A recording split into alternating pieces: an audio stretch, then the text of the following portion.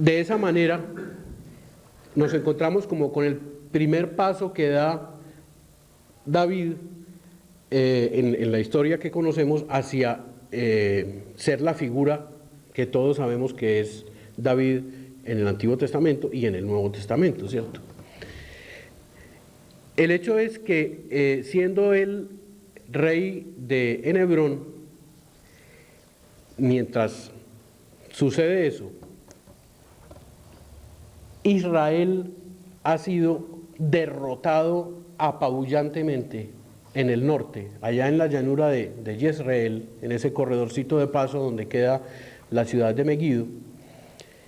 Saúl ha sido asesinado, o murió en la batalla, y las tribus se tienen que refugiar en Transjordania, es decir, al otro lado del Jordán, O sea, ¿qué pasó? Pues que Israel perdió la tierra, nada menos, que Israel perdió sus territorios, o sea, las tribus se quedaron sin en qué apoyarse, ¿sí? Y estas tribus recurren a David, rey de Judá, en Hebrón. Y David, ni corto ni perezoso, como decimos, le escogió la caña, ¿sí? Y derrota a los filisteos. Estoy haciendo una pasada muy rápida sobre esto para detenernos un poco ya después en David. Derrota a los filisteos. La consecuencia de eso, ¿qué es? Es que Israel aclama a David como rey de Israel. O sea, nos encontramos entonces con David, rey de Judá y rey de Israel. Y comienza entonces lo que podemos, o lo que se conoce como el Reino Unido. Es una unión personal, muy coyuntural, en la persona de David. David es rey de Judá y rey de Judá en Hebrón y rey de Israel. ¿En dónde? No, todavía no hay en dónde. Eso va a ser uno de los pasos que va a dar David en su reinado, cuya particularidad vamos a ver en este momento. Entonces, dicho pues lo anterior, vamos a centrarnos un poco en el reinado de David, ¿Cuál es la particularidad del reinado de David? ¿Cuál es la particularidad? La primera característica del reinado de David es que se da una unidad nacional de creyentes en Yahvé,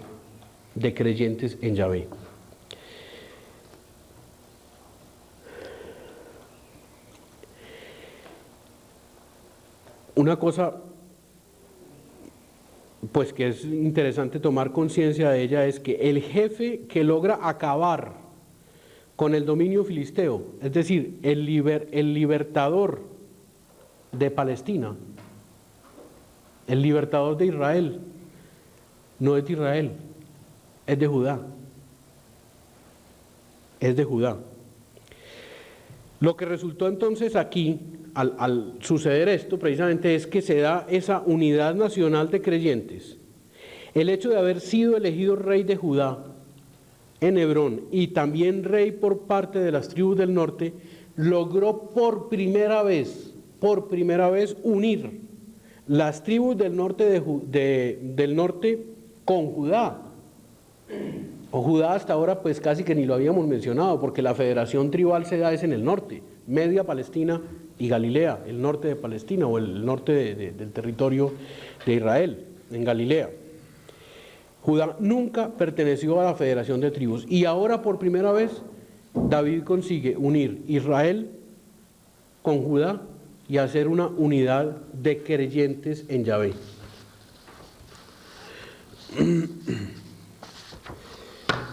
La segunda particularidad se refiere al estilo de rey, el estilo de rey creado por David. David no se comporta como los demás reyes vecinos, ni como los reyes feudales que había en Palestina de los cuales hablamos anteriormente, sino que es rey de otra manera.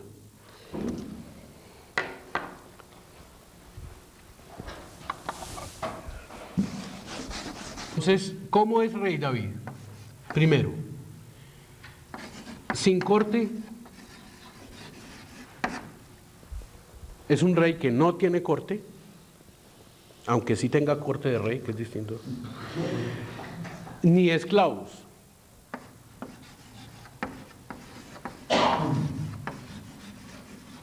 Es la primera característica de David. O sea,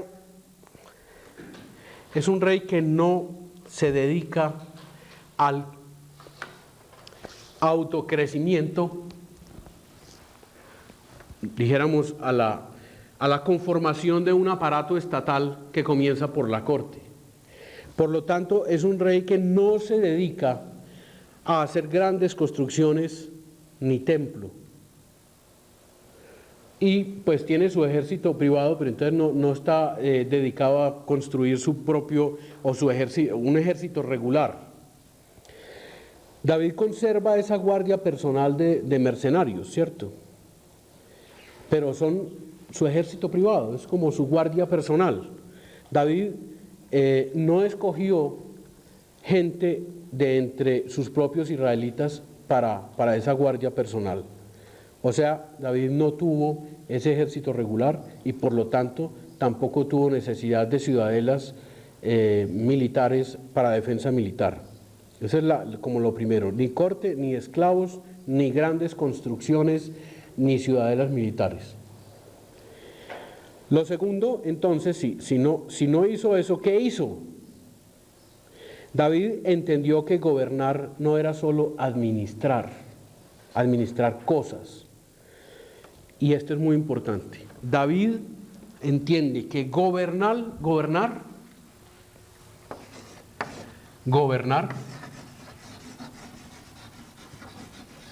igual administrar justicia.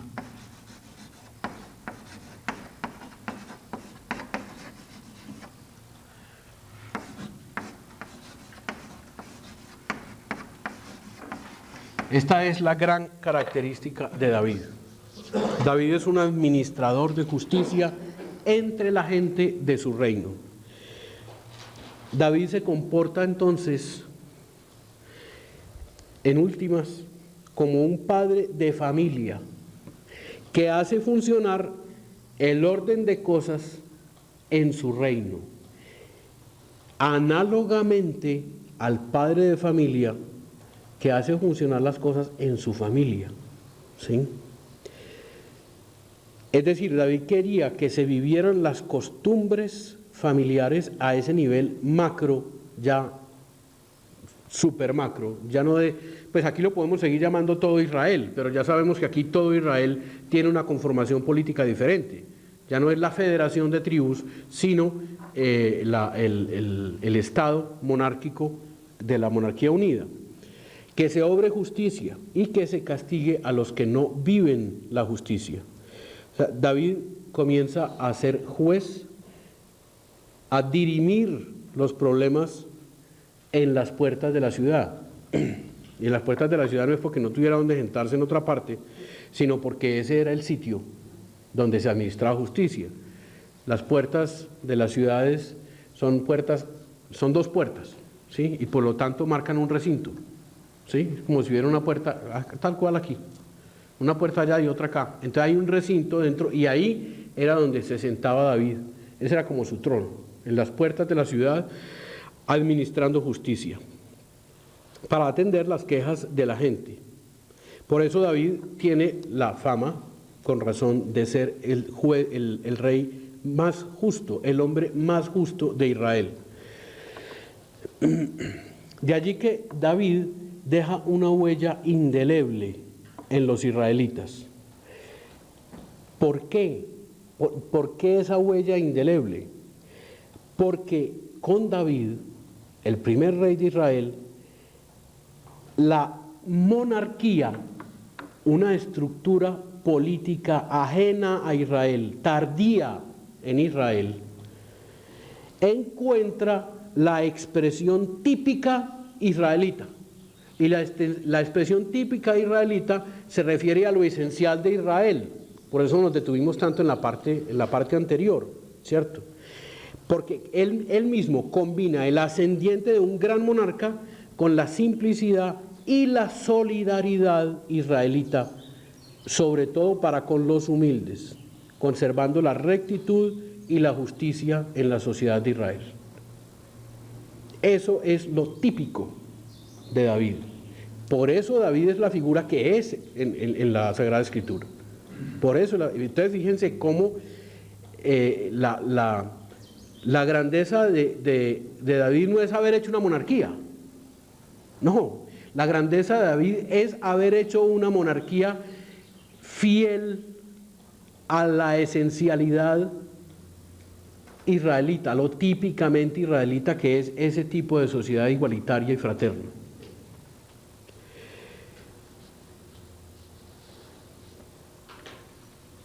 Otra de las características o de las particularidades de David es la política para mantener la unidad. La política para mantener la unidad. Habíamos hablado de el nuevo estilo de rey, la unidad nacional de creyentes. Ahora hablamos de la política para mantener la unidad. De hecho, David unió el norte y el sur por una coyuntura muy particular, histórica, política y militar. La unió por esas circunstancias y necesidades. Pero una vez que pasa la coyuntura, ahí es donde viene el problema, ¿no? ¿Cómo mantener la unidad? ¿Cómo mantener la unidad? Y ese es precisamente el talento político que tiene David. David buscó mantener esa unidad para Judá, para Israel y Judá, sobre todo también porque Judá se encontraba en una grandísima desventaja con respecto a la federación de tribus. O sea, ciertamente la región más productiva, la región más fértil y con mayores ventajas es la región del norte, Media Palestina y Galilea, la región del norte. Judá tiene una capacidad de producción muy baja, dadas las características de su terreno supremamente árido, desértico, a excepción de algún pedazo ya más cerca a la llanura costera, hacia el suroeste. ¿Qué hizo entonces David para mantener la unidad? Lo primero es, ya les había dicho, David era rey de Judá en Hebrón, pero rey de Israel, ¿dónde? Eso es lo primero que hace David, tener dónde. Y David establece la capital de ese reino unido en un lugar neutral y estratégico, que es Jerusalén. Es decir, un pequeño reino, este pequeño reino de los jebuseos.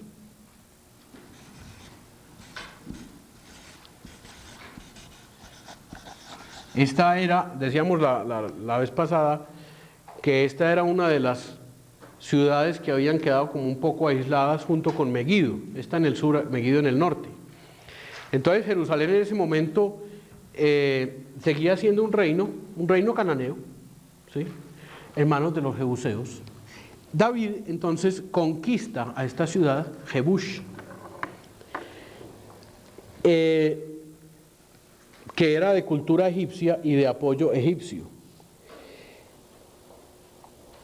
Entonces la capital de Israel, o sea, David es rey de Israel en Jerusalén.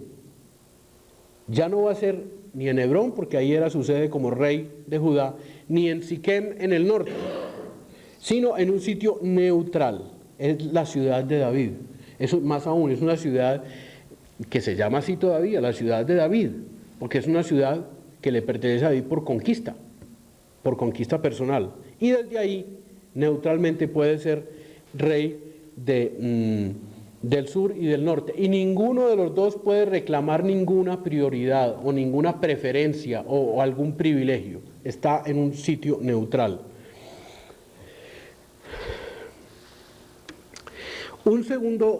Una segunda acción muy significativa, definitiva, diría yo, para mantener la unidad, es que David transporta el arca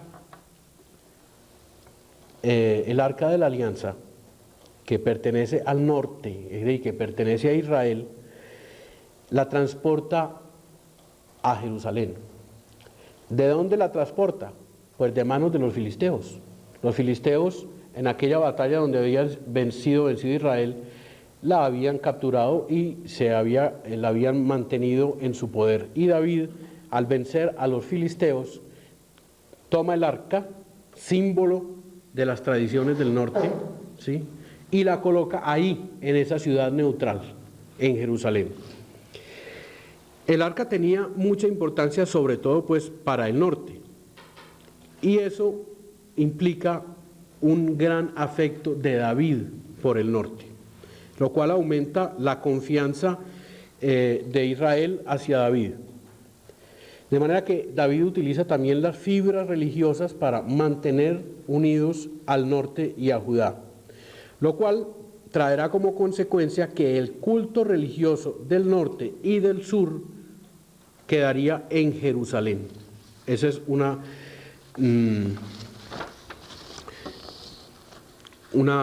de las grandes acciones de David para mantener la unidad, como también otra particularidad del reino de David. Entonces, nos podríamos preguntar, ¿cuál es entonces el significado de David para Israel en este momento?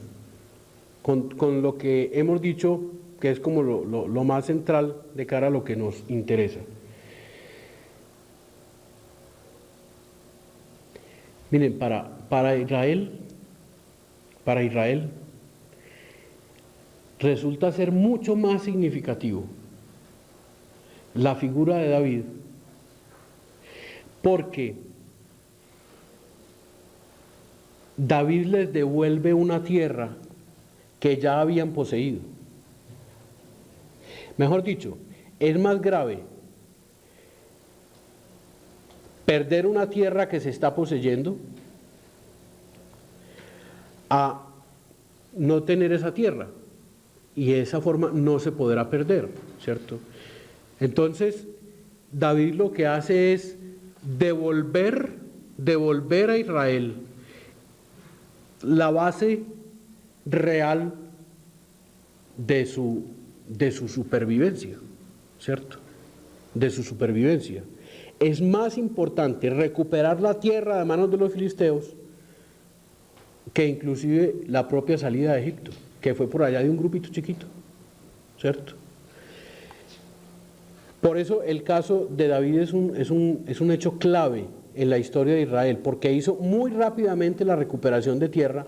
Más aún, la gente que perdió la tierra prácticamente volvió a gozar de la recuperación de esa tierra, ¿cierto? No es como muchas generaciones después, cuando ya la memoria se ha ido embolatando, sino que es prácticamente la misma gente que la perdió, la misma gente que la recupera, ¿cierto? Y pueden disfrutar nuevamente de ella.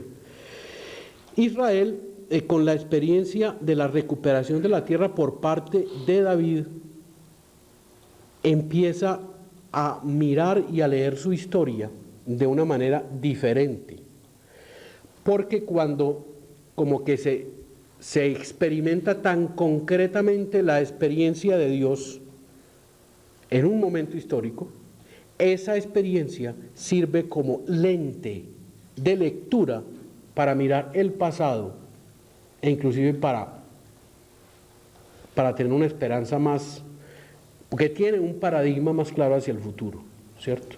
Por eso David es una figura tan importante, y de ahí que la historia de David es un punto de referencia para la concepción del sentido de la historia y de la historiografía de Israel.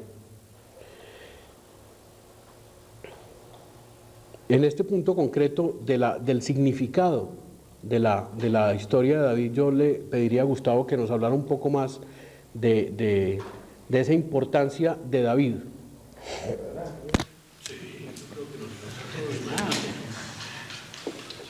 Días. ¿Yo paso para allá o qué? No, yo me pago allá. Se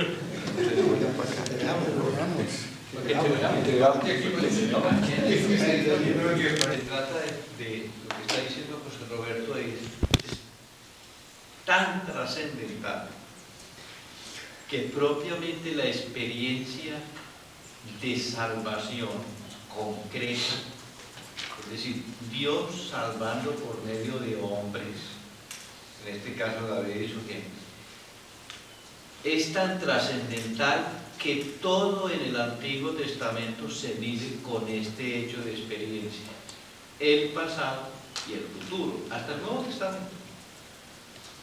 Miren, les voy a poner un ejemplito que tal vez puede significar mucho. Imagínense ustedes que en cualquier parte de la vida uno tiene una experiencia impactante de Dios, impactante. Por ahí a los 20, a los 30, a los 40 años, por ahí. Es decir, un encuentro con la divinidad tal que uno es distinto. Con una experiencia de esas, si uno, como dice José Roberto, lo utiliza como lente, y es lo obvio, se le recupera toda la experiencia del pasado. Y eso fue lo que ocurrió en Israel. De hecho, todas las tradiciones del pasado, nosotros tenemos noticias de ellas por los textos de la Biblia que se hicieron después de David. Es decir, la narración de la salida de Egipto, las interpretaciones de la salida de Egipto, etcétera, etcétera, la vida tribal, los patriarcas, todo eso estaba medio dormido. No imaginar, por ejemplo, si ustedes se fijan en el capítulo 14 del libro del Éxodo, versos 30 y 31, en donde parecería que una vez que los israelitas son liberados, para no comprometer la tradición posterior, son liberados en la orilla del mar. Uno se imagina, y después de eso dice el texto, que al ver los israelitas a los egipcios muertos en el mar o en la orilla del mar, y ellos salvados, creyeron en Moisés, en Yahvé y en Moisés su siervo. Éxodo 14, 30 y 31. Miren, esa profesión de fe es del año 700.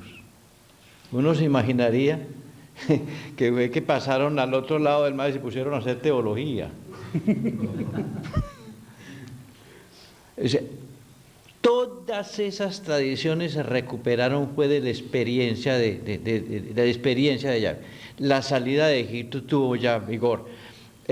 Los patriarcas Abraham, Isaac y Jacob, todas esas tradiciones y más bien relatos cultuales, o sea, leyendas cultuales, porque no es lo mismo la historia del Éxodo que la historia de Abraham. La historia de Abraham es una leyenda cultural. La historia del Éxodo es una historia, es distinta. Nosotros revolvemos todo eso, pero eso es distintísimo. En todo caso, la misma figura de Moisés, todo eso viene a tomar cuerpo a partir de la experiencia de David, no antes. ¿Cómo les puedo probar que eso no antes? Es que no se puede probar sino que es después, porque los únicos testimonios que hay son textos, y los textos todos son posteriores. Uno puede deducir de esos textos algunas, digamos, formas arcaicas que pudieron haber tenido un origen oral y que rodó, digamos, de generación en generación, pero son muy poquitos esos textos. Digamos, toda esa narración es posterior, no solamente inmediatamente después de David, sino 2 o 3 siglos después de David, siempre impactados por la misma experiencia. Gracias. Perdón. Tú lo acabaste de decir y lo decís, es decir, el hecho fundamental es David. Sí. Pero ¿por qué a lo largo del Nuevo Testamento lo que más se canta, desde mi visión pobre, es Mar Muerto, el paso del Mar Muerto? El paso del Mar Rojo. Dice como el paso del Mar Rojo, como si fuera esa la experiencia. Vea, yo diría que se debe a otro tipo de historia. En el Antiguo Testamento hay 3 historias. Una historia que se llama el Yavista, que es por allí, anterior a Ezequías de todas maneras, entre David, entre Salomón y Ezequías. Eso está siendo muy investigado y muy tocado. Pero hasta allí el grueso de los grandes está por allí. Otra historia que se llama Deuteronomista. La historia de Yavista tiene una particular, es una historia echada para adelante, la del Yavista, en donde toda la fuerza es un devenir y el jefe de ese devenir es Dios mismo subyacente en la historia. No un Dios que interviene en la historia, sino un Dios ya dado en la misma historia. Eso es muy distinto. Un Dios que interviene en la historia es un Dios milagrero. Un Dios ya dado en la historia es un Dios que va al paso de la apertura del hombre. Es distinto, muy distinto, ese es el Yavista. La historia de Deuteronomista es distinta, es otra historia en la cual la historia es un argumento de fidelidad para promover un conjunto legal que es el Deuteronomio. Era para promover eso. En tanto que la historia del sacerdotal para mí es una historia mítica. Ya no es el Israel echado para adelante, sino viviendo del pasado. Entonces ya se pone a ponerle mucho cuidado al pasado y a ponerle ribetes y ribetes y ribetes, y de eso tan bueno no dan tanto. Eso llama un mito. Es el sacerdotal. Mitificó la historia anterior. Y a eso se debe eso que tú estás diciendo. La influencia de eso tuvo mucho éxito en la literatura hasta la época del Nuevo Testamento. La historia tardía, esa fue la que más influyó, desgraciadamente. Perdóname, esa otra pregunta que...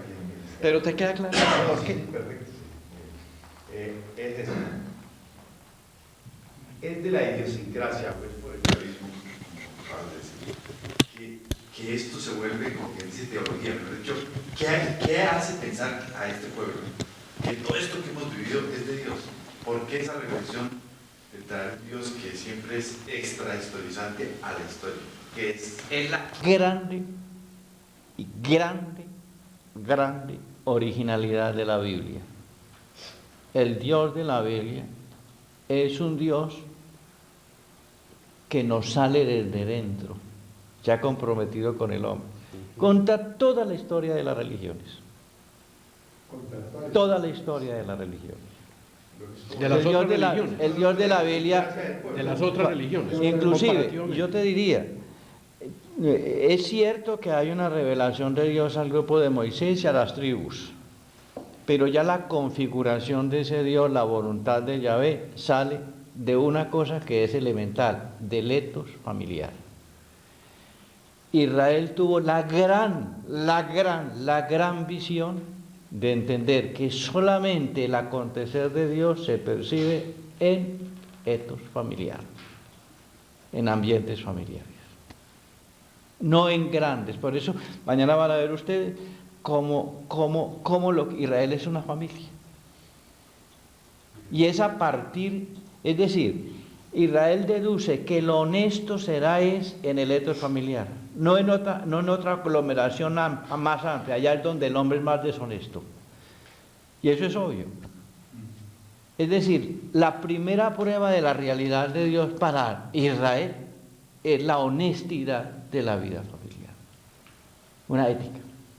Y por eso toda la sapiencia antigua es de origen de etos familiar. Me estoy refiriendo al libro de los Proverbios, que para mí es la página más trascendental de la Biblia. Proverbios del 10 al 30. Ahí es donde uno ve por dónde funciona. Israel fundamentalmente es una ética humana, en la cual Dios subyace dado en el hombre mismo. Oiga, entonces se puede decir que la idiosincrasia del pueblo de Israel es típicamente familiar. Es típicamente. Y ahí Y todavía estamos patinando. Mire, yo diría todavía más. Miren lo que está haciendo la iglesia, está protegiendo a la familia. Yo diría que el deber es que la familia proteja a la iglesia. Mira, No, me parece correcto que Israel haya encontrado en su propia historia la providencia de Dios y el amor de Dios. Pero eso mismo vale para cualquier pueblo, para los pueblos indígenas que mitificaron su experiencia en los mitos que nosotros hemos interpretado muy mal porque no los hemos sabido interpretar. Pero lo que es válido en Israel es válido para cualquier pueblo igualmente. Exactamente, más aún te digo todavía, la gran ventaja de Israel es que durante todo, inclusive la monarquía, vivió la vida tribal. Es la vida tribal. Ahora, los mitos de los cuales se refiere a lo como volvió el mito, la historia anterior es distinto. El lenguaje mítico es un lenguaje esencialmente teológico. Esencialmente teológico. Es un lenguaje simbólico, esencialmente teológico. Es decir, la experiencia de Dios no es objetivable. Solamente nosotros ya cuando la sentimos, el impulso o la orientación de Dios, ya la objetivamos o la tematizamos en mitos o en conductas, que eso fue lo que hizo Israel. La Biblia está llena de mitos, pero por cantidades como lenguaje. Tengo otra pregunta. Digamos, sobre todo en la unidad pasada, la interpretación que se dio al sistema tribal coincide mucho con la sociología moderna. Entonces yo me pregunto si el pensamiento sociológico moderno no ha influido algo en la interpretación de los textos antiguos. Eso es posible. Eso es posible. Casi que necesario. Sí, claro. Mire, el padre se ha referido hoy en gran parte a un gran investigador que se llama Norman Godwell, que el del libro de las tribus de Yahvé. Ese es un ensayo sociológico de la sociología moderna para acercarse por medio de la sociología moderna al modelo tribal y con argumentos, porque toda la literatura que utilizó Godwell, no solamente la Biblia, sino toda la literatura contemporánea egipcia, hasta que descubre el sistema tribal. Perdón. A ver, de David, como experiencia personal de él, o el fenómeno de David. No es tanto la experiencia de lo que dijo José Roberto, mire, generalmente las experiencias de Dios se tienen y no se les para bola.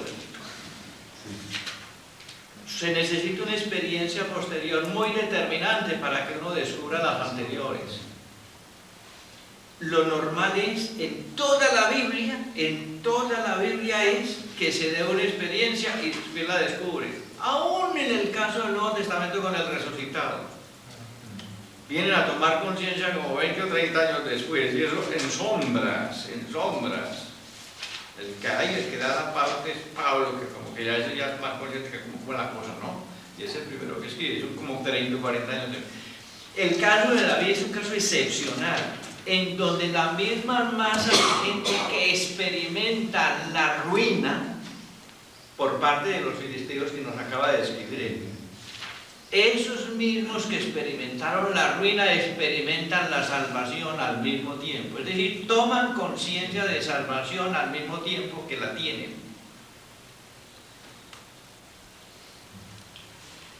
Bueno, para terminar sobre las particularidades del reinado de David, un poco para amarrar lo que acabamos de decir, es que con la historia de David se inicia la configuración de lo que Israel entendía por pueblo de Dios, es decir, como familia de Yahvé. Todo Israel entendido como familia de Yahvé. Entonces, primero que todo se da la unidad nacional de David, y esa unión nacional de David trajo como consecuencia la unificación de todos los dioses domésticos, como que consagró esa unificación, la llevó a su término. La unificación de esos dioses domésticos familiares.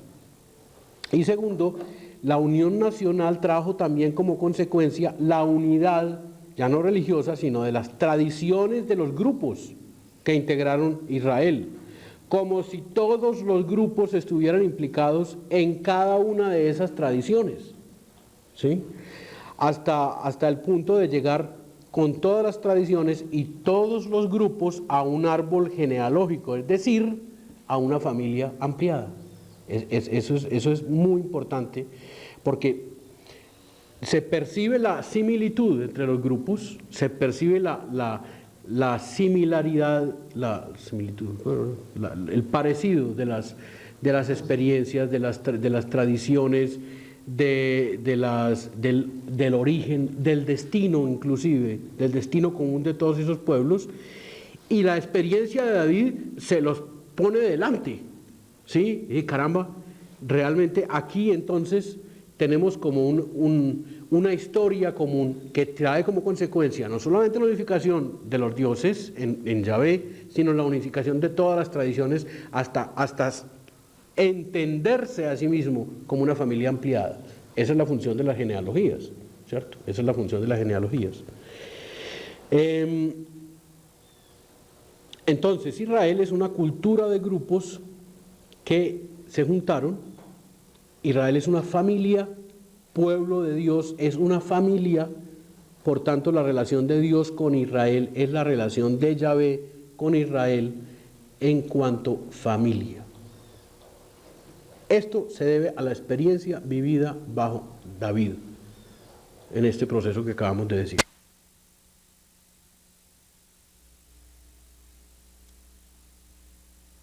David, ya dejándolo de lado, después de David viene Salomón. Salomón es un rey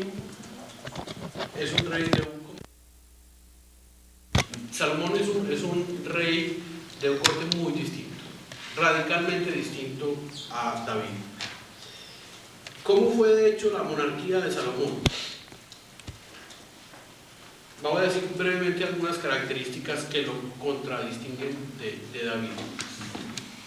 Primero, es un rey que tiene relaciones diplomáticas con los estados vecinos, relaciones que implicaban matrimonios con mujeres de la corte de esos estados vecinos, y con ello implicaba también el que la mujer se trajera también sus propias tradiciones religiosas, y por lo tanto hay una contaminación, por así decirlo, una contaminación del yavismo, de la religión de Israel. Y eso repercute en la historia, inclusive, por ejemplo, en la historia yavista, ¿cierto?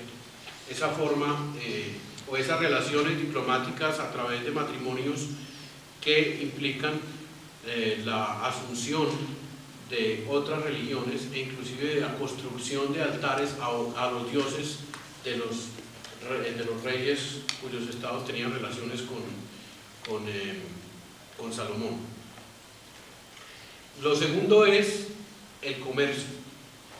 Salomón tiene una actividad comercial muy fuerte con países árabes, con Tiro y Sidón.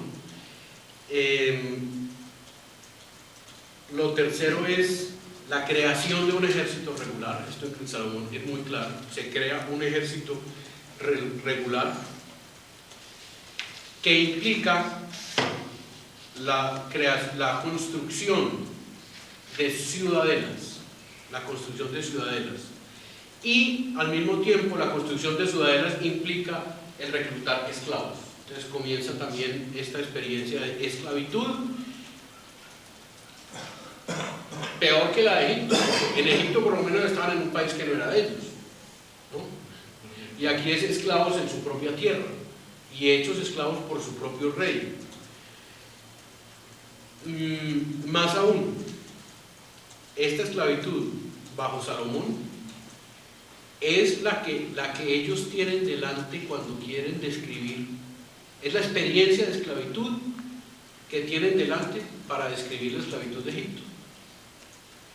Claro, porque esos textos son de esta época. Los textos que se hablan, en los cuales se habla de la esclavitud de Egipto, son textos que comienzan a escribirse en esta época. Esa es la experiencia real de esclavitud que tienen delante. Ellos evidentemente sabían de ese periodo del Egipto, ¿sí? Pero ese periodo ya estaba muy lejos. La experiencia de esclavitud que tiene es la de Salomón. Una cuarta característica del reinado de Salomón es la organización del Estado.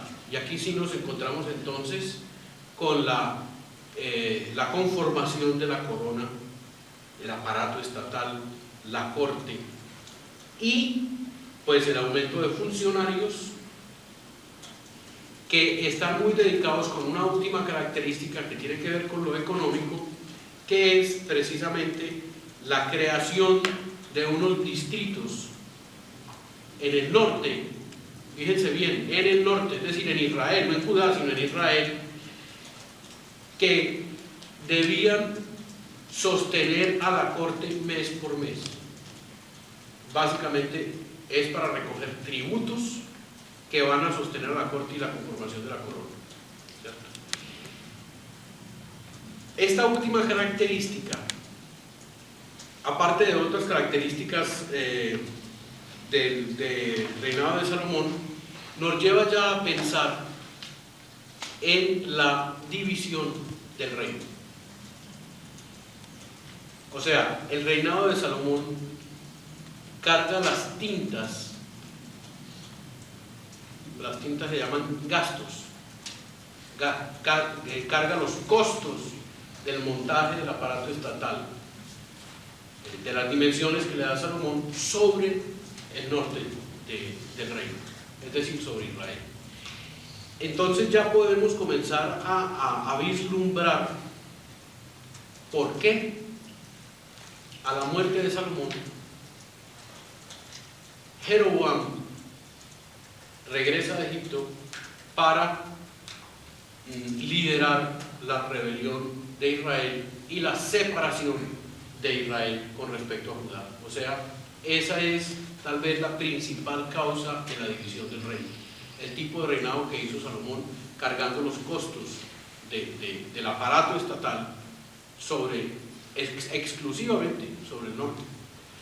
También es cierto que el norte era mucho más rico que el sur y con muchas mayores posibilidades, pero eso determina la división. Y con eso pasamos entonces a este otro periodo de la monarquía, que es la división del reino del norte, la división del reino personal o de la unión personal bajo David.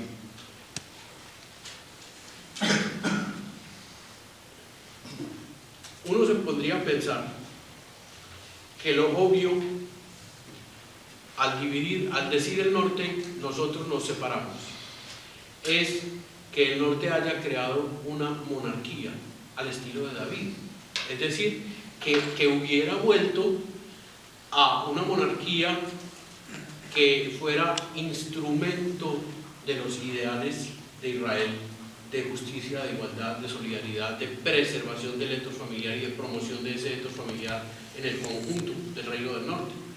Sin embargo, en el norte y también en el sur, que también sería obvio pensar, pues hombre, si Salomón fue la causa de la división del reino, pues volvamos otra vez por los caminos del rey David. Tampoco, ninguno de los dos reinos, ni Israel ni Judá, vuelve por los caminos de David, sino que comienzan a montar sus monarquías mucho más sobre el modelo de las monarquías vecinas, el modelo de las monarquías vecinas, es decir, con corte, con esclavos, con grandes construcciones militares y con la consecuente estratificación social que esto va trayendo, ¿cierto?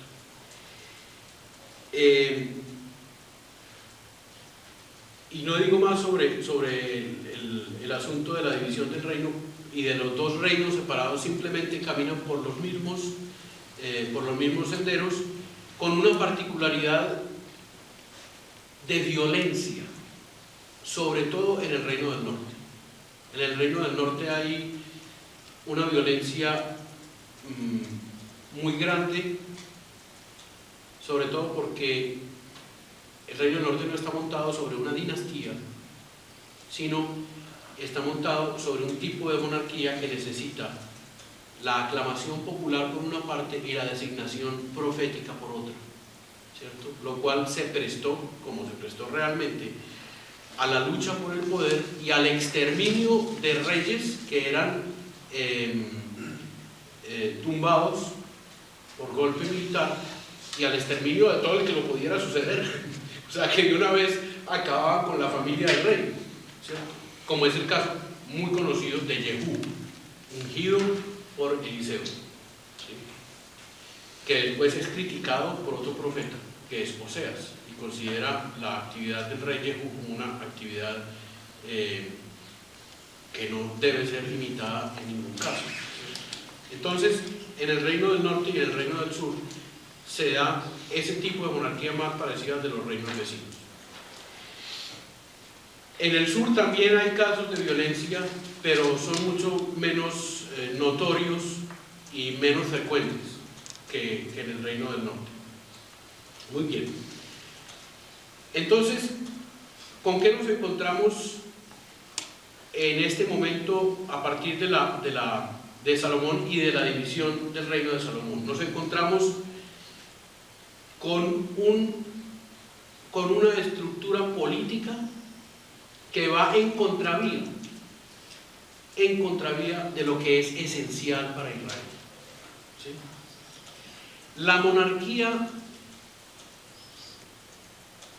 resulta siendo considerada a partir de David como una posible estructura que sirve de instrumento a la voluntad de Yahvé, entendida la voluntad de Yahvé como un orden de cosas social, político, económico y cultural querido por él, y que refleja precisamente la presencia de Yahvé en medio de su pueblo. Pero con este sucederse de la monarquía en contravía de esto, como que el ideal tribal comienza a ser enterrado, aplastado por los acontecimientos. Es decir, la monarquía corre por cuenta de un tipo de ideología paralelo y ajeno a las tradiciones más típicas de Israel. Podríamos decirlo en términos que nos entendemos más fácilmente: la fe va por un lado y la política va por otro. Eso es lo que pasa con la monarquía. En ese contexto, dentro de la monarquía, nos encontramos entonces con unas personas que van a ser los voceros de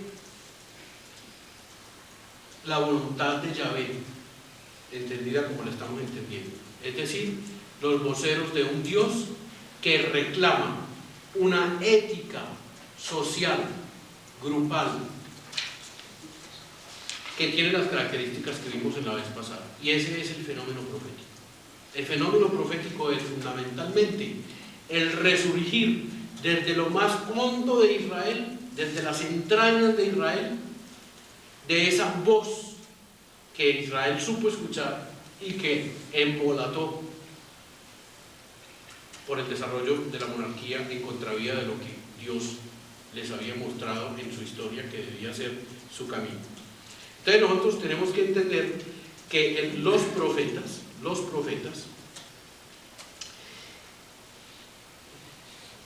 se esfuerzan por introducir con su ministerio profético, con su voz, con su proclamación profética, reformas estructurales en la monarquía, de manera que la monarquía vuelva a resultar siendo instrumento de la voluntad de Yahvé. Eso es fundamentalmente el profetismo, ¿sí? La denuncia es importante, evidentemente, pero la denuncia no es simplemente una cosa puntual, sino que pertenece al resurgir de las tradiciones más al resurgir de las tradiciones más típicas de Israel, desde dentro del mismo Israel, para que se introduzcan esos correctivos estructurales en la monarquía. Ese es el sentido del fenómeno profético. Entonces, el fenómeno profético es la reacción de la fe frente al ideal cada vez más lejano de Israel. La profecía es una conciencia divina que se desarrolló en procesos comunitarios, sobre todo en el Reino del Norte, frente a las conductas opuestas a los ideales de Israel por parte de la monarquía, de los estados, y que se expresa a través de personas que tienen autoridad frente a la comunidad, es decir, por personas que han sabido captar hondamente a Dios en su historia y que lo transparentan en esa comunidad. El profetismo es una conciencia de Yahvé que debió haberse realizado con mucho énfasis, pues donde había que realizarlo, para que tocara realmente, es decir, en la corte o en el templo.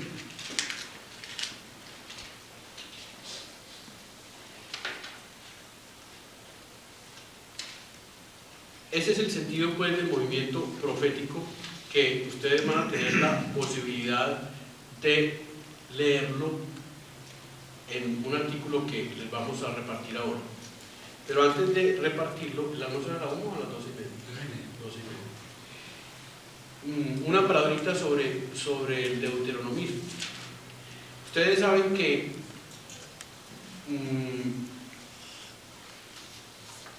por allá en el finales del siglo VIII, es decir, por ahí en el 720 y más a finales todavía, el Reino del Norte es invadido por Asiria y cae bajo el poder asirio y desaparece definitivamente de la historia. Israel como Reino del Norte desaparece definitivamente de la historia. ¿Qué sucede? Pues como sucede y sigue sucediendo, que la gente del norte se fuga hacia el sur, es decir, hay unos refugiados del norte en el sur. ¿Qué pasa con eso? Esas serían como las consecuencias de esa caída del Reino del Norte. Que los creyentes del Reino del Norte se fugan hacia el sur y llegan al sur y se establecen allí, sobre todo en los sectores más pobres, como sigue sucediendo hoy en día, en los sectores más pobres del Reino del Sur, no ni en Jerusalén, sino en las afueras, en los sectores campesinos de Judá. ¿Y ellos con qué van? Hombre, van con las tradiciones del norte.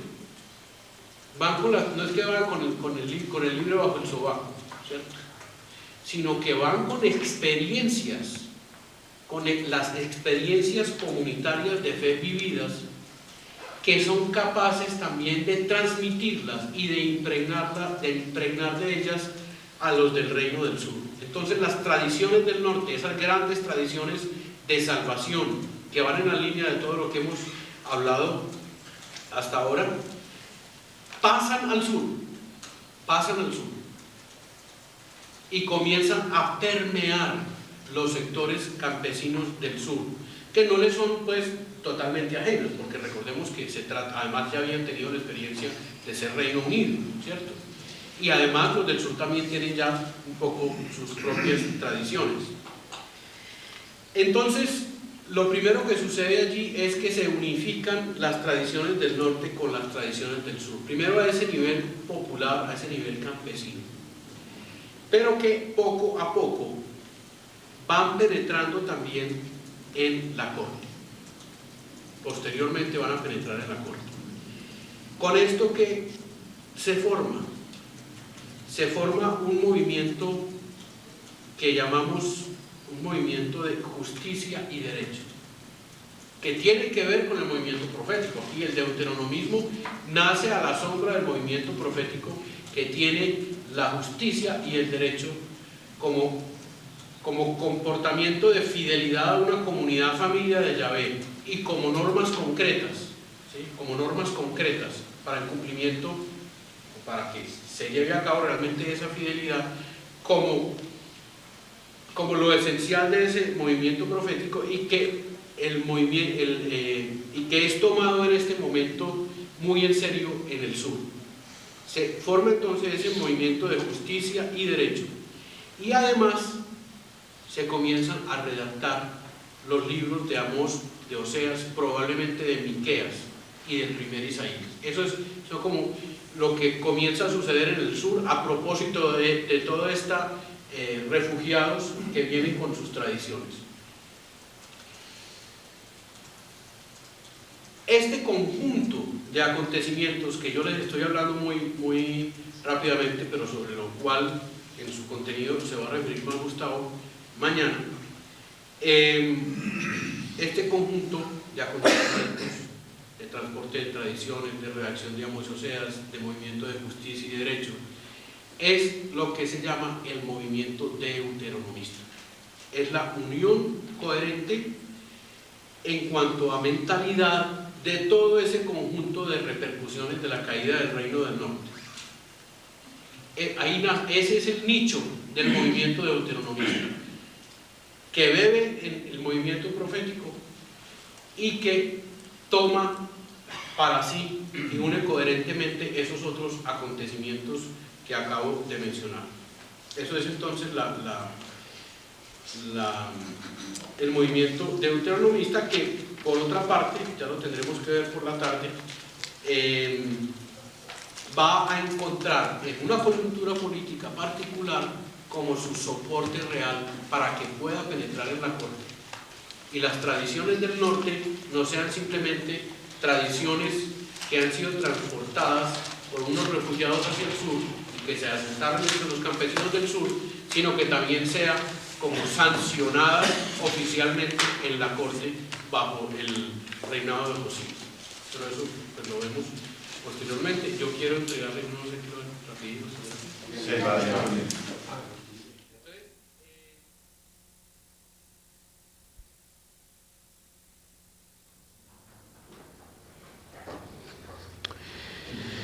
Bueno, entonces vamos a continuar y terminar nuestra tercera parte para luego abordar la cuarta parte un poco más brevemente y dar tiempo para la lectura de los dos artículos que yo les proponía.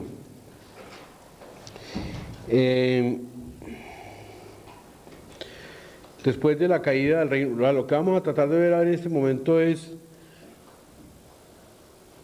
cómo fue posible que el movimiento deuteronomista, que es un movimiento fundamentalmente de campesinos, un movimiento popular que llega al sur precisamente a través de los campesinos refugiados del Reino del Norte y del Reino del Sur, y que se asientan en medio de campesinos, ¿cómo fue posible que ese movimiento pudiera llegar a ser sancionado en la corte, es decir, a ser aceptado en la corte? Con eso me voy a referir entonces básicamente a dos coyunturas históricas de dos reyes que son los dos únicos reyes que son valorados positivamente por la historia deuteronomística.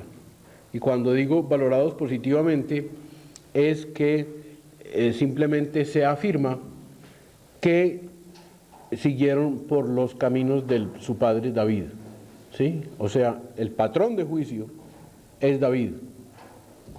Son el rey Ezequías a principios del siglo VII, finales del siglo VIII, principios del siglo VII, y posteriormente a finales del siglo VII, Josías.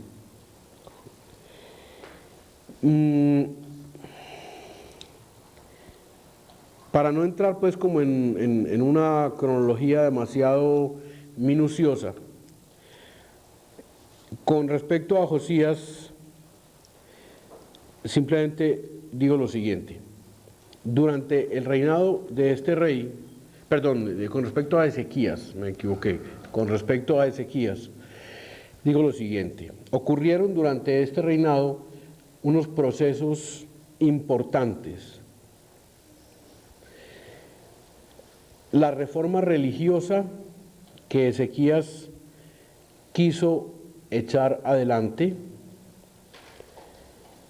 por la que luchó y en gran parte consiguió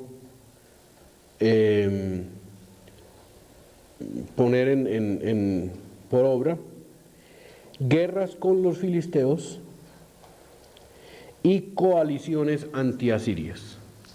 Las tres, tanto la reforma religiosa como las guerras con los filisteos y las coaliciones antiasirias, se enmarcan durante el reinado de este rey Ezequías en el deseo político de volver un poco por los caminos del rey David, es decir, de volverle a dar las dimensiones religiosas, sociales y políticas que tuvo el reinado de David. Eso es muy claro, por eso, y eso merece que el juicio del deuteronomista sea un juicio muy positivo, ¿cierto?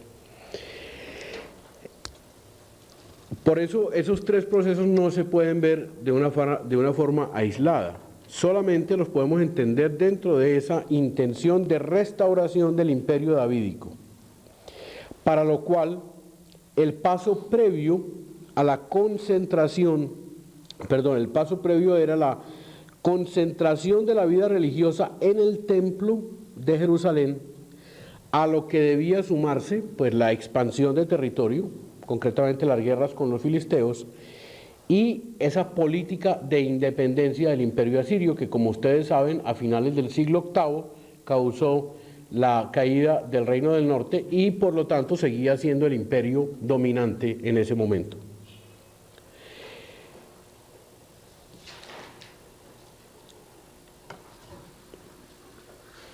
Eso podemos decir que es la parte positiva del rey Ezequías.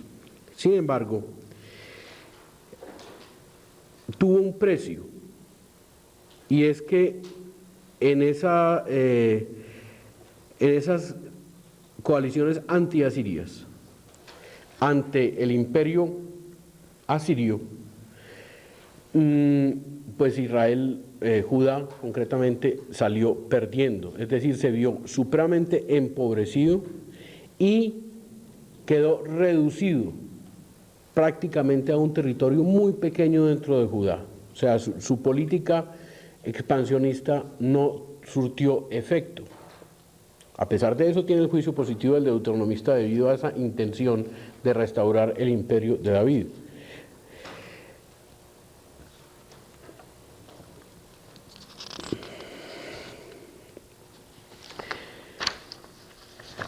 Un segundo momento de este siglo VII es el reinado de Manasés, ya en camino pues al de Josías. El reinado de Manasés tiene tal vez el juicio más negativo que haya sobre algún rey de Judá. Y claro, el punto de comparación es David. Es como si todos los males de Judá se los hubieran puesto a Manasés. Su política tuvo que ser una política de supervivencia. Ezequías había dejado una corte muy empobrecida, un territorio muy reducido, que fácilmente pudo aceptar el movimiento deuteronomista que venía, del que hablamos hace poco, pues en la unidad pasada, ¿cierto? Fácilmente pudo aceptar el movimiento deuteronomista, y también a eso se debe pues el juicio positivo dado por la historia deuteronomista, ¿no? Pero Manasés le toca bailar con la más fea, ¿cierto? Y le toca tomar un reino casi deshecho, y por eso, ¿cómo? Sí. Le toca tratar de hacer una política de supervivencia, debido al estado en que quedó el reino de Judá. Y por ello Manasés se doblega completamente frente al imperio asirio, lo cual fue aprovechado también por los asirios para resolver problemas internos a base de política externa, ¿cierto? Al imperio asirio le interesaba mantener amigos en ese corredor de Palestina. Ese corredorcito de Palestina fue siempre muy codiciado porque era simplemente las rutas de paso entre Egipto y Mesopotamia. Era la comunicación entre Egipto y el Oriente. Entonces era, y sigue siendo, pues sigue siendo tal cual, un corredor de paso muy, es decir, geopolíticamente hablando, muy estratégico. Ante esa política de Manasés, que se doblega ante el imperio asirio, el pueblo de Judá, que estaba conformado básicamente por campesinos, como lo hemos dicho, tuvo gran importancia y el pueblo se sitúa en la línea de Ezequías, o sea, en la línea de mantener la intencionalidad de restaurar el imperio de David, el reino de David y de la reforma religiosa.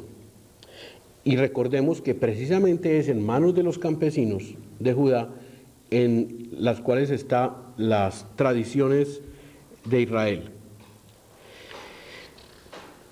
Entonces la reacción del pueblo frente a Manasés es completamente negativa, porque el pueblo mismo, consecuentemente con lo que acabamos de decir, tiene una posición anti-asiria. Y no abandona las tradiciones tribales. El pueblo sigue firme en las tradiciones tribales, aunque el sistema tribal propiamente se había acabado, ¿cierto? Pero las tradiciones tribales siguen funcionando. En cambio, la institución monárquica, tanto en el norte como en el sur, no estaba caminando por las sendas de esas costumbres tribales. En la corte, en ese momento, los escribas que habían sido partidarios de Ezequías, o sea, eran antiasirios también, estaban de acuerdo con esas tradiciones tribales. Supuesto eso, la reacción antiasiria del pueblo y el afecto al movimiento religioso, los escribas antiasirios de la corte, favorecen el movimiento deuteronomista. Entonces es como la primera pista que encontramos para ver cómo fue llegando el movimiento deuteronomista a la corte. Después de Manasés sigue su hijo Amón, y es un caso pues muy raro que simplemente les voy a leer en el segundo libro de los Reyes 21, en el segundo libro de los Reyes 21, 19 a 24, dice así el historiador: Amón tenía 22 años cuando comenzó a reinar y reinó 2 años en Jerusalén. El nombre de su madre era Mesullemet, hija de Jarús de Yotba. Hizo el mal a los ojos de Yahvé, como había hecho su padre Manasés, o sea que Manasés se convirtió prácticamente en el antagónico de David, como paradigma negativo. Caminó enteramente por el camino que siguió su padre, sirvió a los ídolos a los que sirvió su padre y se postró ante ellos. Abandonó a Yahvé, Dios de sus padres, y no anduvo por el camino de Yahvé. Los siervos de Amón se conjuraron contra él y mataron al rey en su casa. Mató el pueblo de la tierra, es decir, los campesinos, básicamente, los campesinos, a todos los conjurados contra el rey Amón. El pueblo de la tierra proclamó rey en su lugar a su hijo Josías. Aquí nos encontramos con una contradicción, ¿no? Los siervos de Amón se conjuraron contra él. Pues se supone que los siervos que se conjuran contra Amón no serán los proasirios, ¿sí? Porque Amón sigue la política de Manasés, que es proasiria. sino los antiasirios. Y sin embargo, a esos los mata el pueblo de la tierra, que también es antiasirio. O sea, ¿qué es lo que está detrás de esto? La intencionalidad clarísima del pueblo de la tierra de mantener, la única razón por la cual nos podemos explicar que antiasirios maten a antiasirios, ¿no?, es que el pueblo de la tierra pretende preservar la dinastía de David. Con el asesinato de Amón se estaba yendo contra la dinastía davídica. Entonces, el pueblo de la tierra quiere mantener los ideales del reino de David y procurar que se restablezca la dinastía de David. Entonces, el pueblo de la tierra pone en lugar de Amón a otro rey de la dinastía de David, que siguiera dijéramos, con la dinastía que venía con Amón, por más que fuera juzgado negativamente, era de la misma estirpe de David. Y al que hacen reinar es a Josías, al rey Josías.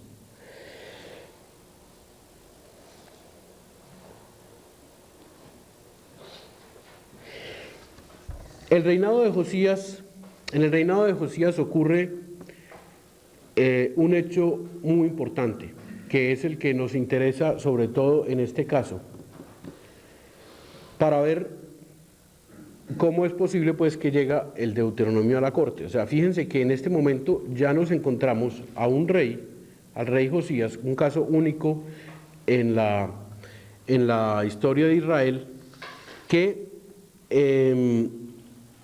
un rey en el sur es como elegido popularmente. Es un caso único en la historia de Israel porque el principio dinástico era el que funcionaba en Judá, ¿cierto? Entonces, Josías sube al poder en la misma línea de David, pero puesto por el pueblo de la tierra, es decir, puesto por los campesinos que preservan esa dinastía y puesto por aquellos que tienen las tradiciones de Israel en su poder, quiero decir, que encarnan o viven las tradiciones de Israel, que han sido transportadas desde el norte por los refugiados después de la caída de Israel. ¿Cuál es el hecho importante que nos interesa a nosotros? Hacia el año 622, recordemos, Josías sube todavía niño al poder, entonces hay un regente hasta que llega a la mayoría de edad. Eso fue en el 640. En el 622, cuando Josías ya tenía más o menos 25 años, una cosa así, en unos trabajos en el templo se encuentran la Torá, se encuentran un libro escrito que pues es denominado la Torá y que antes del siglo V designa al Deuteronomio, por lo menos el núcleo del Deuteronomio. Entonces, en este momento, la alianza o el pueblo de Yahvé, que es el elegido, andaba paralela a la monarquía, Con eso quiero decir la expresión que dije anteriormente: fe por un lado, política por otro lado. En este momento podríamos decir que el núcleo que expresa la fe en ese momento es recibido también en la estructura política de Israel, de Judá, ¿cierto?, en la corte. Hay un texto que nos refleja el encuentro de ese libro y lo que ese libro significa en ese momento para Judá, que está en 2 Reyes 23, 1 a 3. Perdón, 2 Reyes 23, sí, 2 Reyes 23, 1 a 3. El rey hizo convocar a su lado a todos los ancianos de Judá y de Jerusalén, y subió a la casa de Yahvé con todos los hombres de Judá y todos los habitantes de Jerusalén, los sacerdotes, los profetas y todo el pueblo, desde el menor al mayor, y leyó a sus oídos todas las palabras del libro de la alianza hallado en la casa de Yahvé. El rey estaba de pie junto a la columna. Hizo en presencia de Yahvé la alianza para andar tras de Yahvé y guardar sus mandamientos, sus testimonios y sus preceptos con todo el corazón y todo el alma, y para poner en vigor las palabras de esta alianza escritas en este libro. Todo el pueblo confirmó la alianza. Aquí tenemos entonces tal vez una de las más claras y más solemnes renovaciones de la alianza, hechas oficialmente. Es el momento entonces de la sanción de las tradiciones de salvación de Israel y por lo tanto de todo lo que ella implica como ideales vividos, perseguidos durante la historia de Israel a nivel popular, por así decirlo, en el seno de la estructura política, del estamento político, para llamarlo así.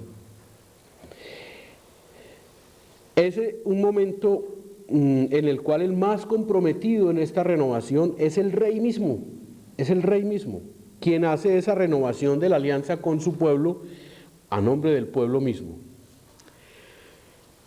El rey está, entonces ahora ya no aparece solamente los campesinos vinculados a esas tradiciones de Israel, sino el rey y con ello pues el aparato estatal, la monarquía misma. Es la monarquía la que quiere identificarse con la comunidad de fe de Israel, es la misma monarquía.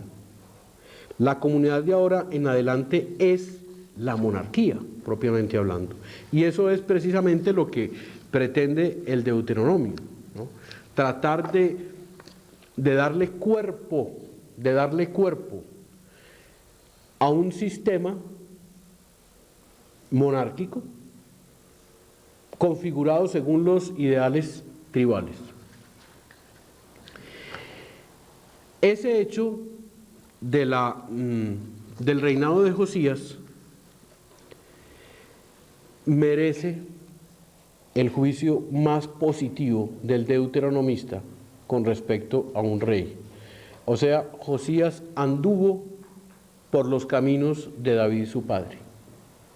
¿Sí? Solamente esos dos reyes pueden tener, Ezequías y mucho más Josías, pueden tener ese juicio positivo del historiador deuteronomista. De manera que a estas alturas de la historia de Israel, finalmente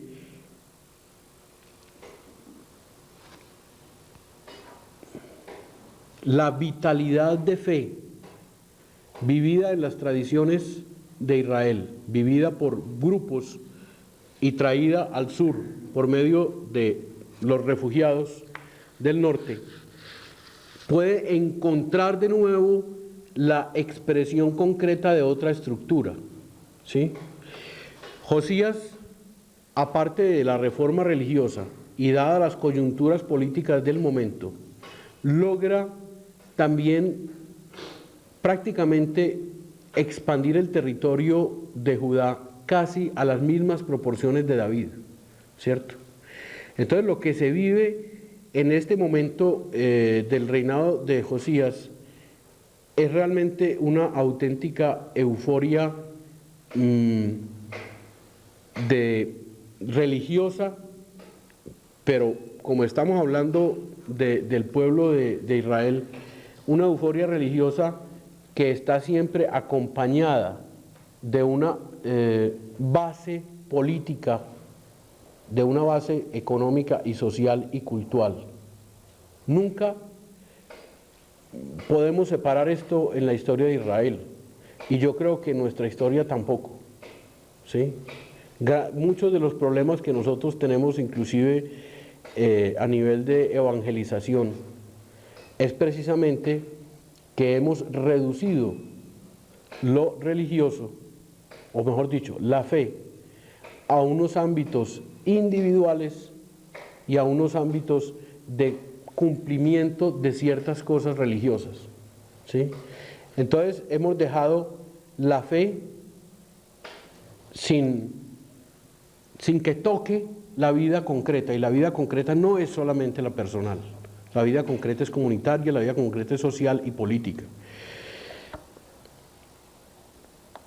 Por ahí, a propósito de esto es una reflexión a propósito de una declaración yo no sé si fue el general Rosso José Serrano, que a propósito de la toma de Nariño, Antioquia, que pues la guerrilla volvió nada de ese pueblito, el párroco de Nariño hizo unas declaraciones muy fuertes, responsabilizando en cierta forma de eso a los militares, ¿cierto? La reacción del general Rosso José Serrano es: los curas deben dedicarse a lo suyo, ¿sí? Y lo suyo parece que es solamente la sacristía. Eso lo dice Rosso José Serrano, y yo creo que no es culpa de él decir esas cosas. Es culpa también de la forma de concebir la fe y la evangelización que nosotros hemos dado. Una evangelización que parece que caminara o que volara más bien por allá a 20 o 30 kilómetros por encima de la tierra, ¿cierto? Que no nos toca estructuralmente hablando, personalmente y estructuralmente hablando. Entonces, en este momento, de nuevo, la fe de Israel vuelve a encontrar sus posibilidades de afectar estructuralmente la vida de Israel. Esa es la importancia, y por eso la monarquía comienza a entenderse como un instrumento del acontecer de la voluntad de Yahvé efectivamente en el pueblo de Israel. ¿Qué se sigue después de Josías?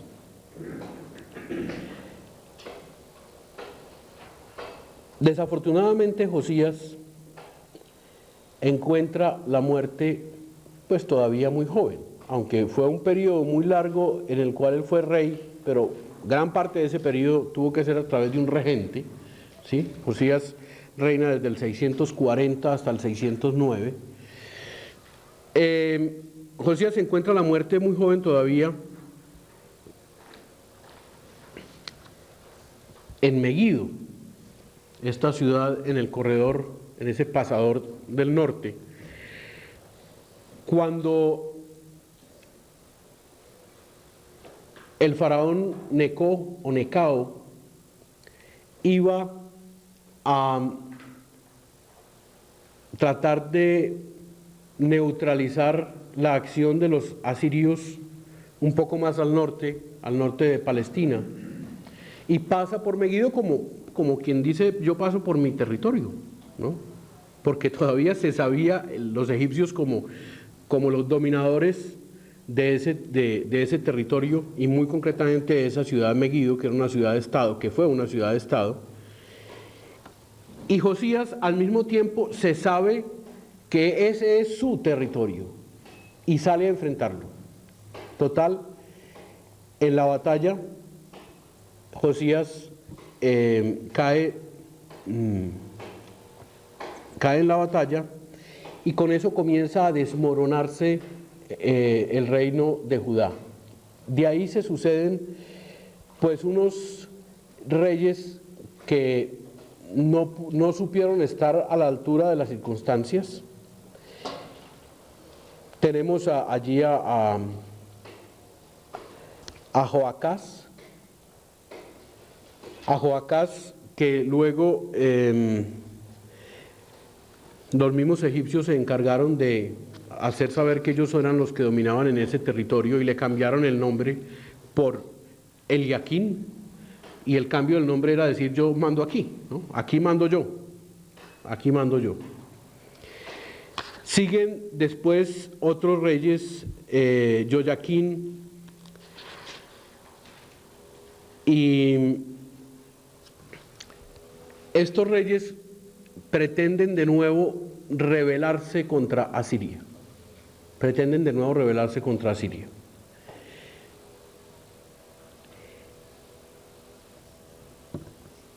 Ya en el camino,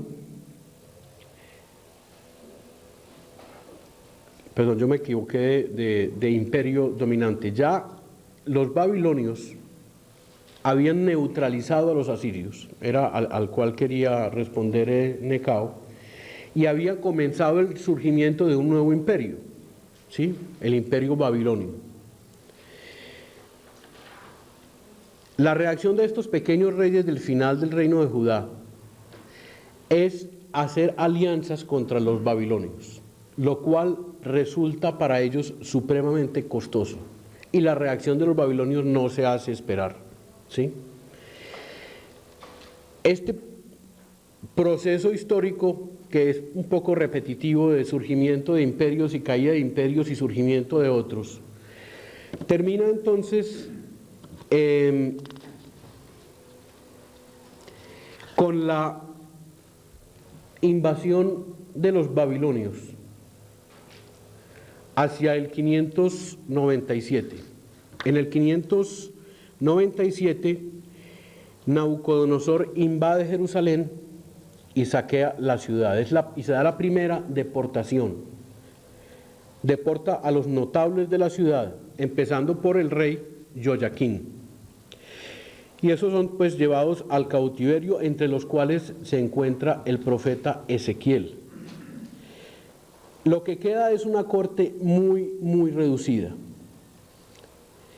El rey Nabucodonosor deja, en lugar de Yoyaquín, a otro rey, Matanías, que es otro hijo de Josías, a quien también le cambia el nombre, así como los egipcios le habían cambiado para decir aquí mando yo, ellos dicen no, aquí mando yo.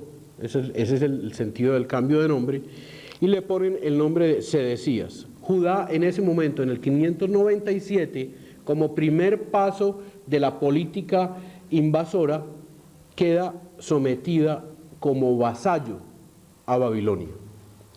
Luego, en el 590, Sedecías,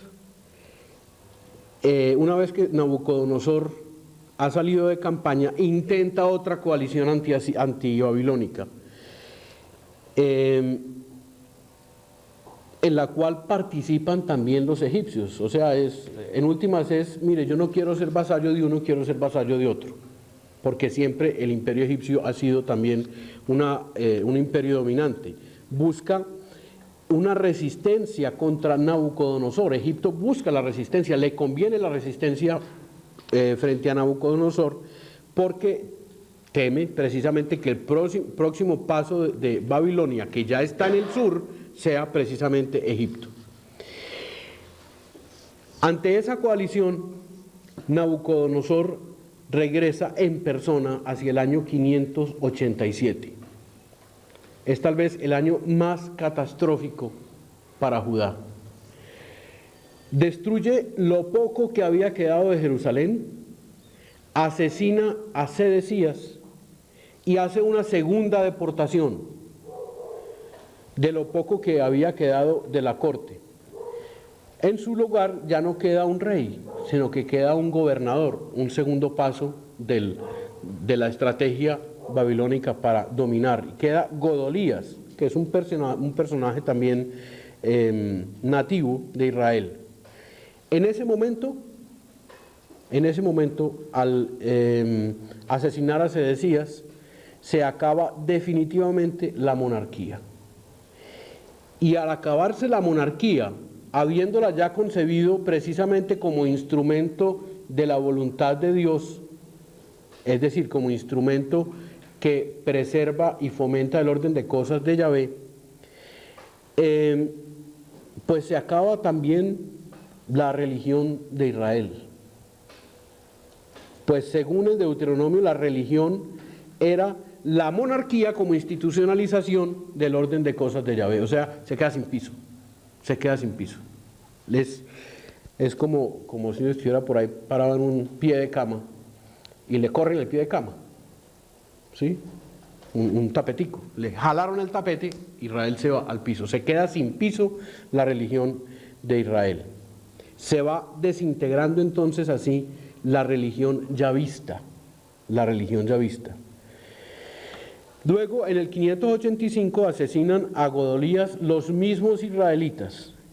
Babilonia, pues claro, Godolías lo había puesto los babilonios, Babilonia de nuevo reacciona, vuelve otra vez a Jerusalén, ya no en la persona de Nabucodonosor, sino de un general babilonio, y se hace una tercera deportación. Muchos israelitas huyeron a Egipto por temor a los babilonios.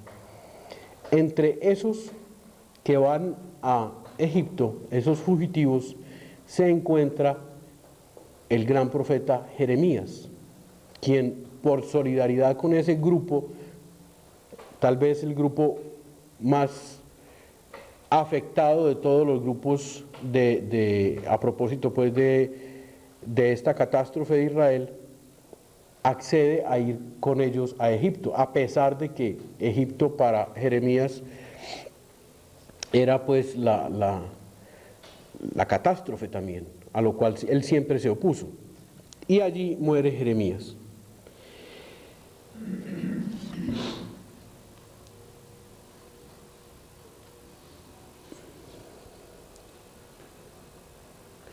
Hablemos un poco del rol que tiene Jeremías en Israel en ese momento tan catastrófico para ellos. Tal vez uno no alcanza como a percibir muy bien por qué hablamos de momento catastrófico, ¿cierto? Pero es que a Israel en ese momento está a punto de perder todo lo que lo sostiene, todo lo que lo hace ser Israel, ¿cierto? La única persona en Jerusalén que ve con claridad las cosas es Jeremías. Su ministerio es un ministerio bastante largo, es un ministerio que se extiende desde antes de Josías, acompaña a Josías y luego tiene que acompañar a los que se quedan en Jerusalén después de la deportación.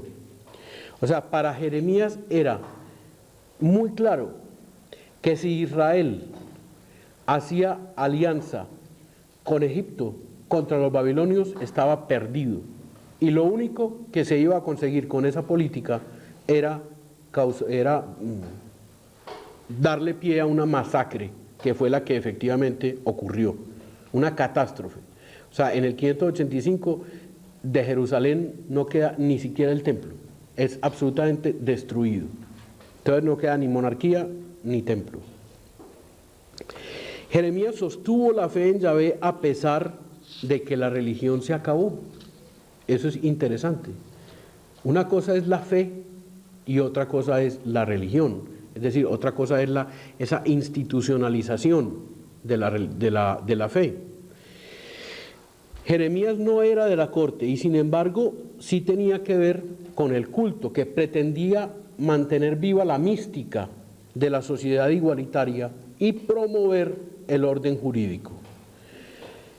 Ante esa catástrofe del 585, era muy posible que los israelitas hubiesen visto su fe supremamente debilitada y afectada, por la sencilla razón de que la fe yavista es una fe en un Dios que acontece históricamente en unas formas determinadas, políticas, sociales, económicas, es decir, en una eticidad social particular que se encarna en ese tipo de estructuras, ¿cierto? Era muy posible entonces que el pueblo de Israel hubiese, si no perdido la fe, por lo menos la hubiese visto supremamente debilitada. El solo hecho de que los babilonios hubieran podido destruir lo que Yahvé había venido construyendo durante siglos.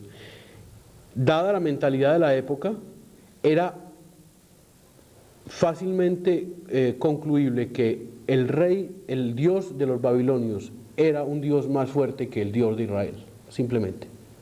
O sea, como que al mismo tiempo que se vivían esos procesos históricos, los dioses que actúan según la concepción del momento, también entraban en lucha, en la misma lucha entre los pueblos. Y el Dios de los babilonios había sido más fuerte que Yahvé.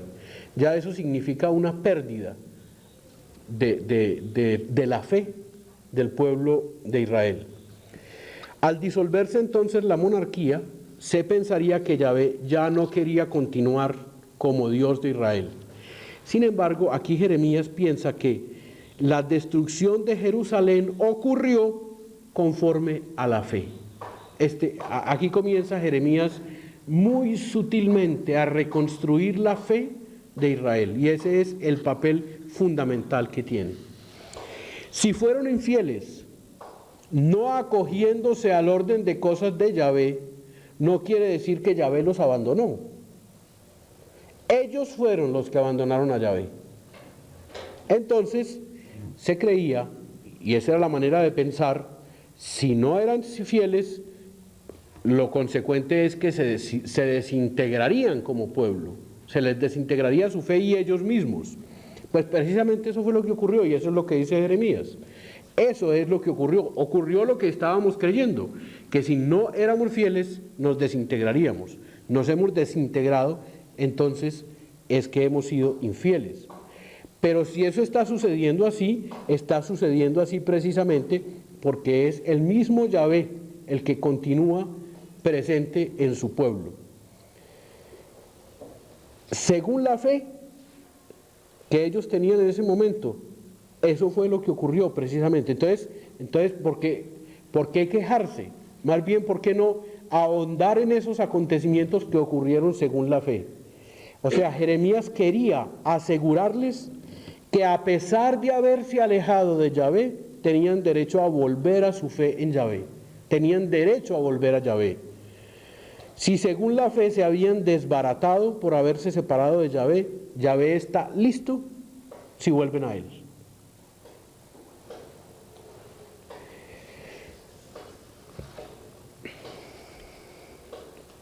Una imagen que se utiliza con frecuencia en el Antiguo Testamento y concretamente los profetas es la imagen de la esposa y el esposo, ¿sí? De la esposa que puede volver a su esposo a pesar de la infidelidad. Sin embargo, según el Deuteronomio, no podría volver a Yahvé la esposa después de haber sido infiel.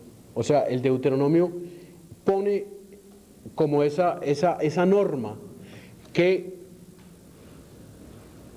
hace que la imagen de la esposa no valga más para mostrar la fidelidad de Yahvé y la posibilidad que tiene la esposa de volver y de concebir a Israel como la esposa. Entonces Jeremías utiliza otra imagen, y es la imagen del hijo. El hijo siempre tiene posibilidades de volver a casa. El hijo siempre tiene la posibilidad de volver donde su padre.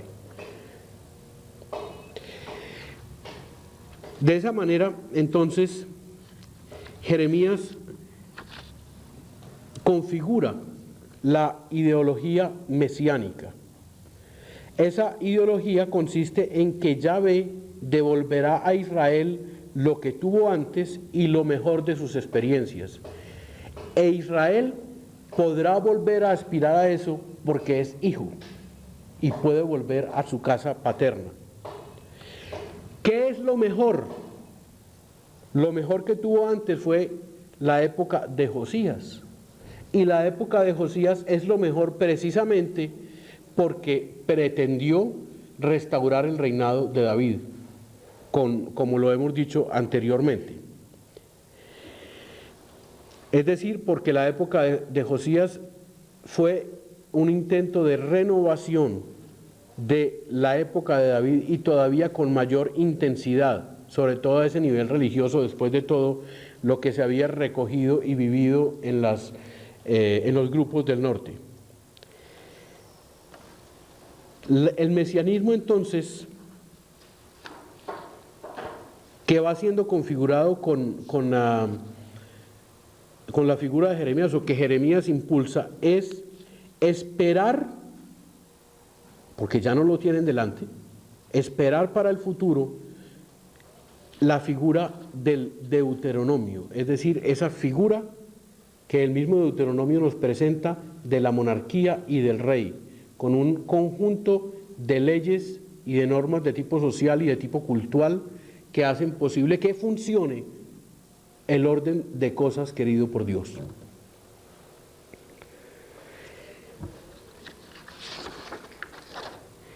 Después de la catástrofe del 587, o mejor dicho, sí, después de la catástrofe, ¿qué queda?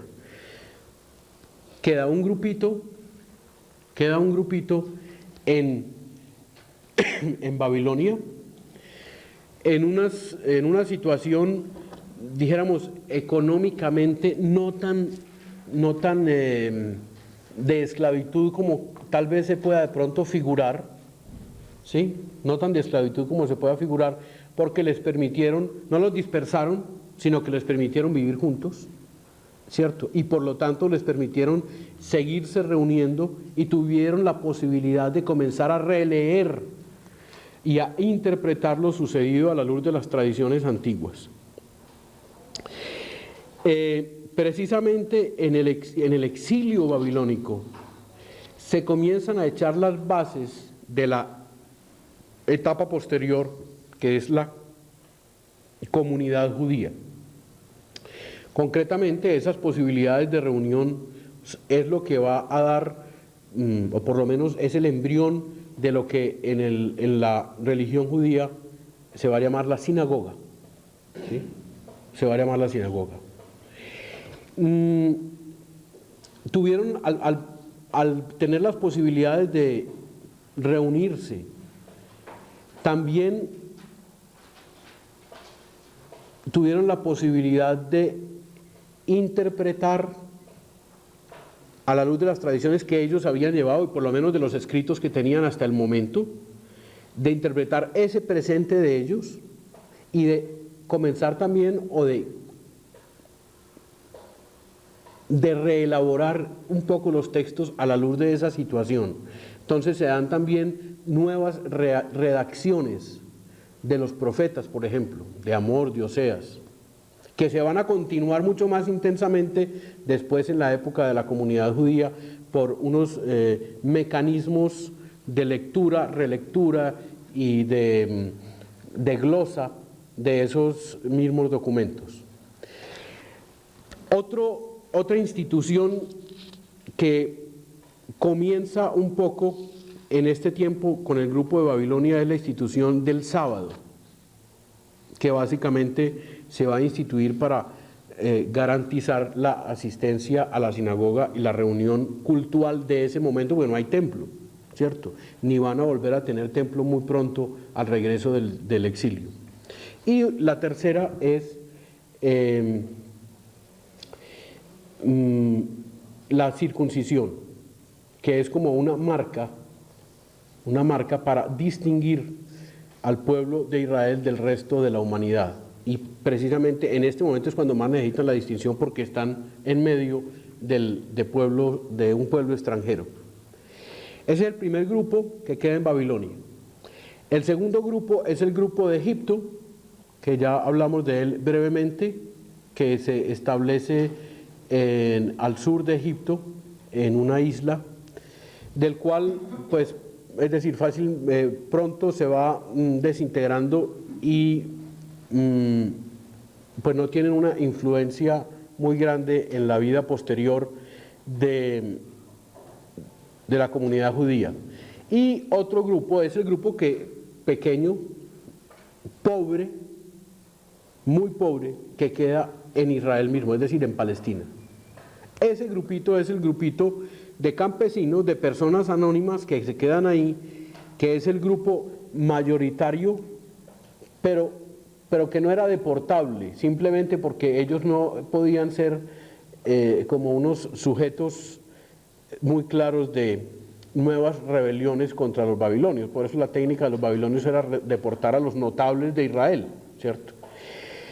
En ese grupo se quedaron también escribas, que siempre fueron en el periodo de la monarquía de una gran influencia para la conservación de tradiciones, y en este periodo ya dijéramos, de sanción de las tradiciones de Israel en el seno de la monarquía, juegan un papel muy importante. Ese grupito de Palestina, ya se pueden imaginar ustedes que por ser precisamente los campesinos y los pobres que habían mantenido las tradiciones, pues en este momento tiene un papel definitivo en la conservación de las tradiciones.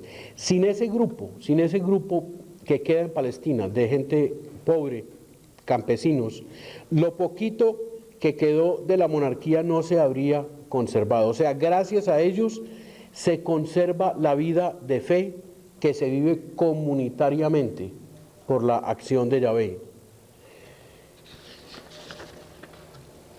Y para terminar, simplemente quiero como que tomemos conciencia de la situación en la que cualquiera de estos grupos pudo haber quedado. Tal vez no tanto, sobre todo el que queda en Babilonia, con demasiada precariedad económica o social y con posibilidades de reunión y todo eso, sino a nivel anímico, por así decirlo, a nivel anímico. La vida de Israel, su fe ya vista, está fundamentada en la posesión libre de una tierra, y esa libertad estaba marcada precisamente por el funcionamiento de la monarquía. Y además giraba alrededor del culto que se celebraba en el templo, vida en la cual eran muy importantes los sacerdotes. Con la catástrofe del 585, ninguna de esas cuatro cosas, ni monarquía, ni tierra, ni templo, ni sacerdocio, continúan. Todo eso queda borrado por la destrucción de Jerusalén y del templo y la deportación. La situación en que quedan, pues, es una situación de desesperanza,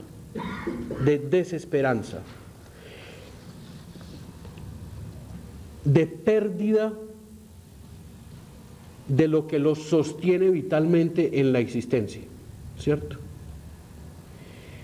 Por eso el profeta, que conocemos como Deutero-Isaías,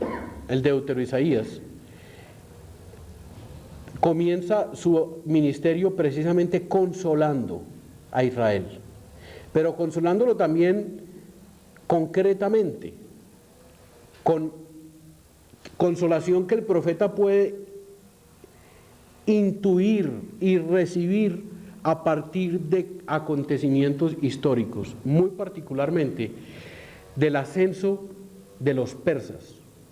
O sea, otro nuevo imperio viene a ser el instrumento de la acción de Yahvé, en este caso el instrumento de la acción de Yahvé en favor de Israel.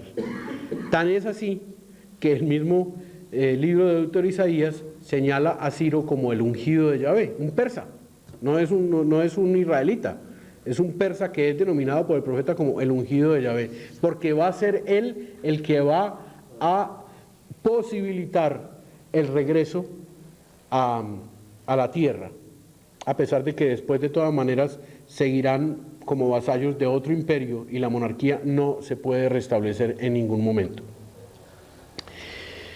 De esta manera, yo creo que, inclusive sin hablar mucho de la comunidad judía, porque pues lo que queda ahí es un limbo, porque de ninguna forma será posible volver a establecer esos pilares que conforman la fe ya vista, como son monarquía, tierra poseída libremente, sacerdocio, el templo y el sacerdocio por lo menos pueden llegar a una concretización, pero les falta la tierra y la monarquía, ¿cierto? Que eran el piso fundamental que les permitía vivir su fe con ese tipo de ideología que son comportamientos sociales muy determinados. Entonces, la comunidad judía pasa a ser como la institucionalización de una esperanza. Y de allí que se hable ya no de la religión yavista, sino de la religión judía, ¿sí? Sigue siendo Yahvé el Dios de Israel, el Dios de Judá, pero la institucionalización es muy otra, es absolutamente diferente, ¿sí? Y con la comunidad judía y la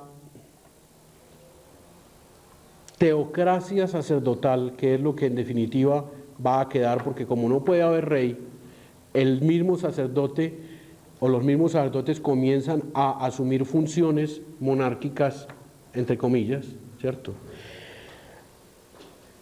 El peso histórico salvífico que tienen las tradiciones yavistas, las tradiciones de la religión yavista, se pierde por completo y como que se estatiza no de Estado, sino se vuelve estático, se vuelve estática la religión judía. Toda esa fuerza histórico-salvífica que tienen las tradiciones de Israel, de un Yahvé que se les revela desde dentro de la historia, construyéndolos a ellos como pueblo, como de alguna forma se ha detenido con la catástrofe del 585, se detiene también en mentalidad y se estatiza de esa forma con la mentalidad más sacerdotal, la teocracia sacerdotal. Pero no quiero detenerme en este aspecto de la comunidad judía porque no nos resulta tan relevante para lo que sigue en el día de mañana, que será la de pues hablar de la teología de la Biblia, muy concretamente del pueblo de Dios como familia de Yahvé en el Antiguo Testamento. Yo ahora pues los invito a que tratemos de fijar tal vez un poco lo que hemos visto hasta ahora a través de la lectura tranquila, calmada de esos dos artículos, de los dos artículos, sí, claro.